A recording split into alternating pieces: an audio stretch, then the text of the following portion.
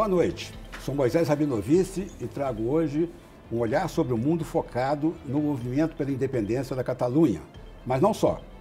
Como verão, muitas Catalunhas estão adormecidas e podem, de repente, como vulcões, entrar em erupção, e até mesmo no Brasil. Aqui no estúdio estão o diretor do jornal espanhol El País, no Brasil, José Hermida, e o professor de Relações Internacionais do Mackenzie, Maurício Fronzaglia. Antes da gente começar a nossa conversa, vamos ver como os movimentos separatistas se espalham por todos os continentes. Hoje temos 107 Catalunhas espalhadas pelo mundo, ou seja, 107 regiões, povos ou minorias que querem se tornar independentes, soberanas, novos países. São como vulcões adormecidos que podem entrar em erupção de repente, como os curdos e catalães. Quem quer o divórcio da França? Os bascos, bretões, os catalães de Roussillon, os saboianos dos Alpes, occitanos de Provence, corsos e os normandos na Normandia. O que seria da Itália sem Veneza, Lombardia, Sardenha, Sicília e o Tirol? Se prevalecerem os separatistas brasileiros, São Paulo se tornará um país, enquanto 3 outros, o Paraná, Santa Catarina e Rio Grande do Sul, se unirão para formar outro país. Alasca, Califórnia, Carolina do Sul, Havaí, Porto Rico, Texas, Vermont, Dakota do Sul, New England e New Hampshire querem os Estados Unidos desunidos, cada qual deles soberano. Israel não é reconhecido por 31 membros das Nações Unidas e não reconhece a Palestina. A Coreia do Norte não reconhece a do Sul. Boa noite, José e Boa Maurício. Noite. Nosso ponto de partida é a Catalunha, que no sábado viu o seu sonho de independência ser interrompido. E agora, José? E agora? A experiência até agora é que quando as coisas podiam piorar, sempre acabaram piorando. E então não dá agora para ser muito otimista. Nessa semana, na sexta ou no sábado, o Senado espanhol pode votar pode votar a aplicação da Constituição espanhola na Catalunha para eles tomar ou afastar do poder os nacionalistas catalães e tomar o poder diretamente de Madrid, e isso pode acabar com uma forte resistência dos nacionalistas catalães, tanto politicamente como com muita probabilidade também na rua. A esperança agora de, enfim, pelo menos que o conflito não chegue ainda a limites mais perigosos, é que o presidente da Catalunha convoque umas eleições antecipadas, mas agora mesmo, nesse momento, não parece o mais provável. Hoje, os jornais italianos saíram com os resultados das eleições na Lombardia e em Veneza, pró-autonomia. Mas não foi como na Catalunha, nem no Kurdistão, em que a intenção era a independência. Agora, eu só peço um parênteses para contar uma experiência minha. Quando eu trabalhava como correspondente em Israel, eu tinha um amigo palestino. E todo momento em que os aviões israelenses rompiam a barreira do som e a gente sentia um soco na terra, ele virava para mim e falava: puxa, o meu país está atacando a minha nação. Esse conflito existe. Eu também fui uma vez entrevistar um prefeito da Cisjordânia que tinha sido vítima de um ataque terrorista judeu. Ele perdeu as 2 pernas. Era o prefeito de Nablus, Bassam Shaka. No fim da entrevista, ele me levou para o quintal da casa dele. E lá ele falou: olha, aqui está enterrado o meu pai, ali o meu avô, e ali, mais ali, o meu tataravô. Então, essa terra me pertence. Eu saí de lá com aquilo na cabeça e justamente do outro lado da rua estava o o QG das forças israelenses de ocupação. E eu perguntei para o porta-voz, olha, o Bassam Chaka mostrou que a família dele está enterrada toda no quintal e que então essa terra lhe pertence. Ele apontou para Hebron e falou assim, mas Abraão está enterrado ali. Então, é um conflito, né, de terra, pelo menos no Oriente Médio, um pouco insolúvel. Mas nós temos movimentos no mundo e eu gostaria que você falasse um pouco sobre eles. Vamos lá. Lembrando um pouco agora do que você está me contando, alguns historiadores falam que toda demanda nacionalista ela é baseada em uma história que eles acabam chamando de história de uma comunidade imaginada. Imaginada não quer dizer que não existe. É a forma como o próprio povo conta a sua história, né? De como isso está na imagem coletiva, de como eles imaginam que aquilo foi. E sempre tem um mito inicial, e esse mito é da aquisição inicial. Quem foram os primeiros a chegarem lá, e por isso eles vão ter direito àquele território. No caso de Israel, ali é bem complicado, né? É muito próximo ali do berço de todas as civilizações, então os dois lados podem clamar por terem razão, por estarem ali antes. No caso da Itália, também ali, quando a gente olha já criança para o mapa mundi, a gente vê aqueles países, né, a gente não consegue perceber a quantidade de povos que existem, a quantidade de nações que estão em um mesmo estado. E existem muitas nações em um mesmo estado, né? E nem sempre essa relação precisa ser conflituosa. Aliás, durante muito tempo não foi. Se a gente pegar toda a Idade Média, Idade Moderna na Europa, não foi necessariamente conflituoso. Como a relação da Catalunha com o resto da Espanha, a gente fala o resto da Espanha tem Aragão, tem Castela, tem Galícia, então, não foi uma relação que foi sempre conflituosa, né? Na política, eu costumo dizer até para os meus alunos, na política sempre se procura algum consenso, e o consenso ele é sempre provisório, né? Na Catalunha, logo depois do final da ditadura do Franco, quando fizeram ali a nova Constituição e todos foram consultados, né, se concebeu uma forma de Estado que foi aceita, né? Uma organização ali que até pouco tempo, digamos assim, satisfez aos anseios da população. E agora não satisfaz mais, pelo menos de uma parte da população. O que eu acho preocupante, muito preocupante, é que nesse processo de independência da Catalunha foram se fechando portas ao diálogo ao longo desse processo, que não começou em outubro com o referendo, já vem de alguns anos antes, né? E tanto o governo espanhol quanto o governo da Catalunha foram fechando as portas para um diálogo. E se chegou a uma encruzilhada agora, né? A uma situação que é bem complexa. E não vai ter uma solução que seja, digamos assim, que deixe todos os lados felizes. Vão existir grupos descontentes ali. José, ele acabou de tocar num ponto nevrálgico, que houve falta de percepção, talvez, dos dois lados, mas e já há algum tempo.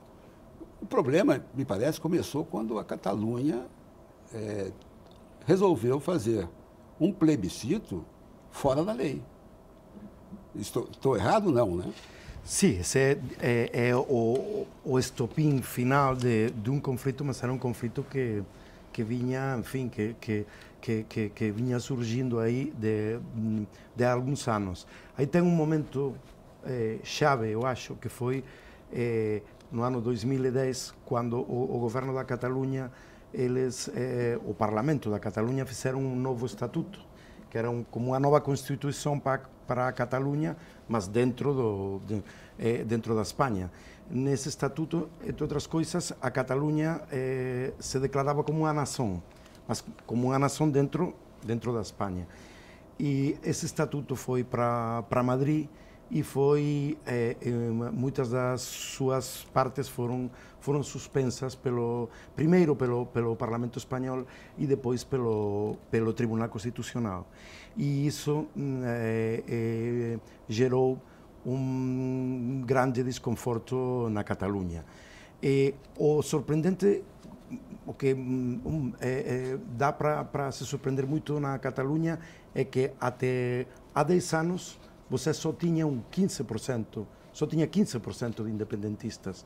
E agora eles não são maioria, mas estão bem perto, 40%? já estão perto da metade da população. Mas o desses dias, com certeza, eles fizeram um plebiscito ilegal, e não só fizeram um plebiscito ilegal, senão que tentaram declarar a independência com resultados desse plebiscito nos que votou 1/3 só da população da Catalunha.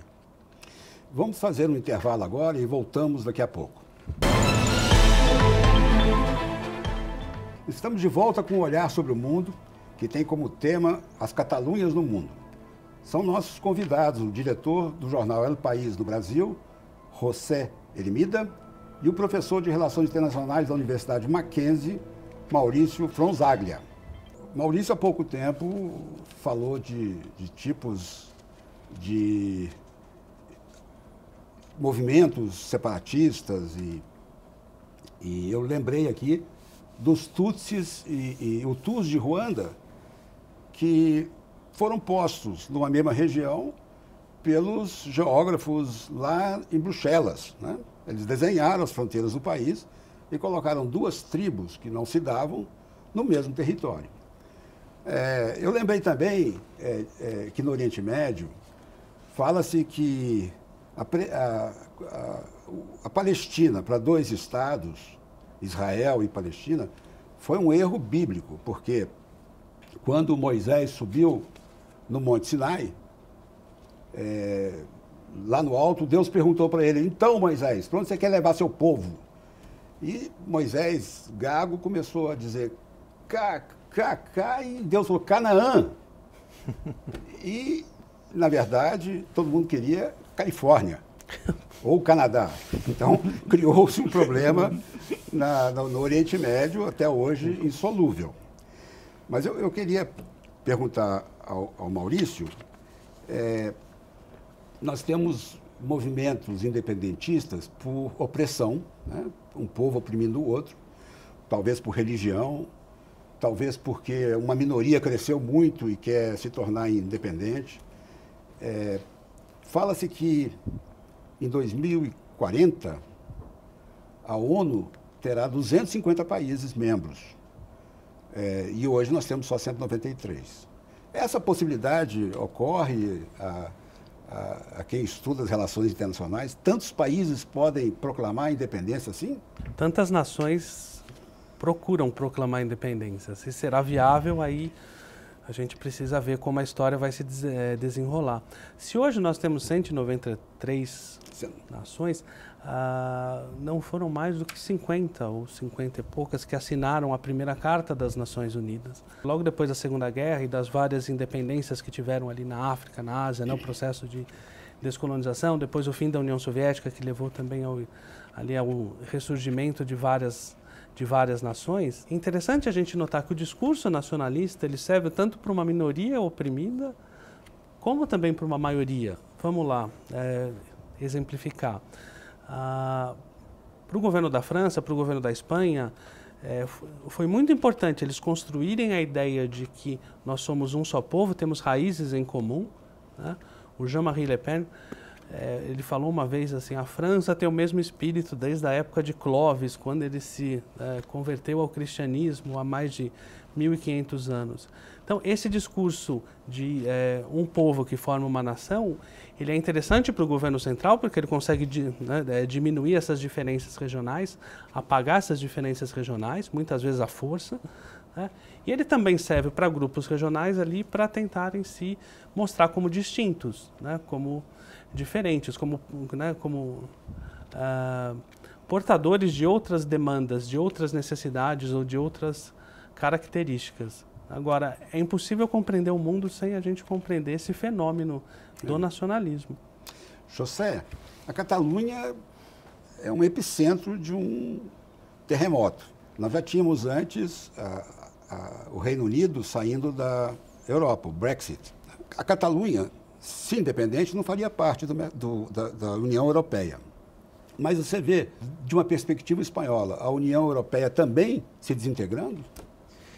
Então, a União Europeia, sobretudo a partir da grande crise econômica que chegou à Europa com alguns meses de atraso, mas depois da queda de Lehman Brothers, no ano 2008, a União Europeia sofreu um forte racha, sobretudo entre os países do centro e do norte e os países do sul, alguns dos quais até tiveram que ser resgatados, como foi o caso de Portugal ou da Grécia, e isso causou um racha bem forte no continente, que eu acho que ainda está bem presente. E, além disso, também tem outros governos nacionalistas em estados como a Hungria, como a Polónia, também muito radicais de direitas. Na Hungria, por exemplo, um governo claramente antissemita, que também estão brigando por, de alguma maneira, fazer uma União Europeia menos unida, com mais autonomia, mais independência para os Estados, e quase deixar ela só como um mercado, e não muito além disso, quando a União Europeia começou como um mercado, mas também era uma ideia de uma união política. O contágio chega a ser tão ameaçador que o líder chinês Xi Jinping, no congresso que está acontecendo ainda na China, prometeu no seu discurso que não vai permitir a autonomia ou independência de Taiwan, Macau e Hong Kong. Num discurso de 3 horas, voltado para o Politburo e o futuro da China, ele tratou desse tema. Em outras partes do mundo, há sinais de erupção, né? Sinais de uma agitação nacionalista forte. A BBC, semana retrasada, falou dos movimentos separatistas no Brasil, que nós aqui no Brasil não tememos.